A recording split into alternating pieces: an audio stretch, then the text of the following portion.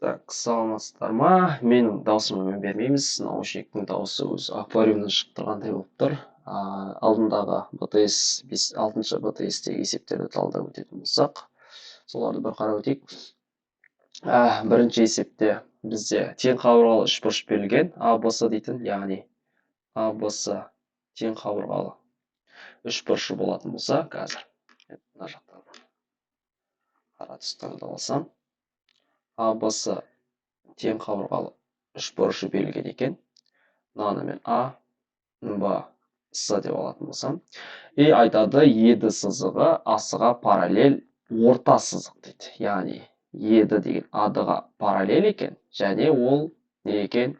Орта сызық. Демек, орта сызық болатын болса, мынау мен мынау тең. Бізде тең қабырғалы үшбұрыш болғандықтан мынау мен мынау тең. И, соответственно, біз білетін нәрсе, орта сызық ол өзіне параллель, яғни табанның жартысына тең болады. Соответственно, ол да осындай ұзындыққа тең болады, потому что бастапқы үшбұрышымыз біздің қандай үшбұрыш еді? Тең қабырғалы үшбұрыш. Енді айтады, еді үшбұрышының бұрыштарын тап дейді. Бұл да тең қабырғалы үшбұрыш болғандықтан, оның бұрыштары каждыйы нешеден келеді? 60-тан келетін болады. Сонда біздің жауап С жауабы болады екен. Келесі есепте бізге былай дейді, квадраттың диагоналі 4-ке тең. Яғни бізде бір қандай да бір квадрат бар екен, и оның диагоналі 4-ке тең дейді. Мынау 4-ке тең.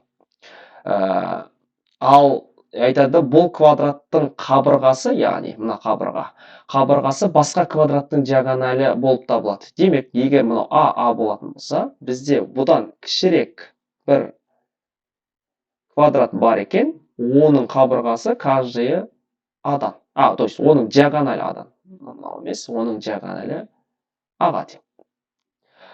Енді деді, осы екінші квадраттың қабырғасын тапты. Енді біз былай алайық. Мынаны Б деп алатын болсақ, біз білетін нәрсе, мынандай үшбұрыш болатын болса, егер тікбұрышты, бұл А болатын болса, оның гипотенузасы А түбірасты 2 болатын еді. Енді бізде дәл сондай үшбұрыш Адан арасы 90 градус. Демек, бізде 4 дегеніміз неге тең болады? А түбірасты 2-ге тең болады. Мына жерде қарайтын болсақ, бізде Аның өзі ол неге тең болады? Б түбірасты 2-ге тең болады. Енді мен не істеймін? Енді мен мына жерден Б-ны тапқым келеді, да?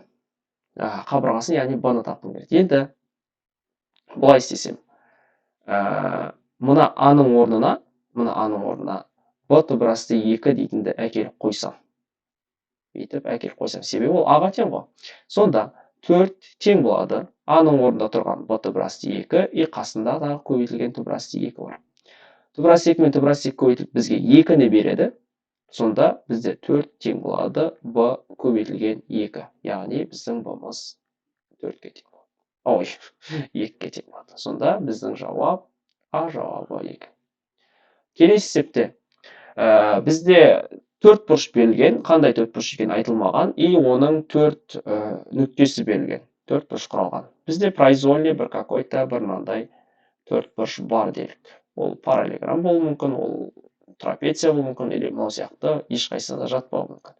А нүктесі, Б нүктесі, С нүктесі, Д нүктесі.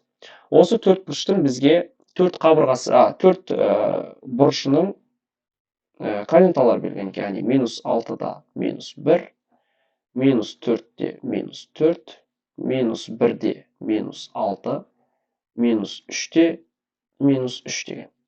Қараңдар, егер 4 бұрыш берілетін болса, және әрқайсының координатасы берілетін болса, біз Гауссның шнуровкасын қолданамыз. Яғни, осылай 4-еуін жазып аламыз да, и тағы ең біріншісін қайттан соңына. Яғни, бізде кругты айналып жатқандай алып, қайттан соңына жазамыз. Сол кезде аудан табу үшін біз бірінші бұлай барлығын көбейтіп қосып шығамыз. Көбейтетін болсақ, -4 пен -6 көбейтіліп 24-те береді. Қосылған -4 пен -6 көбейтіліп тағы да 24-те береді.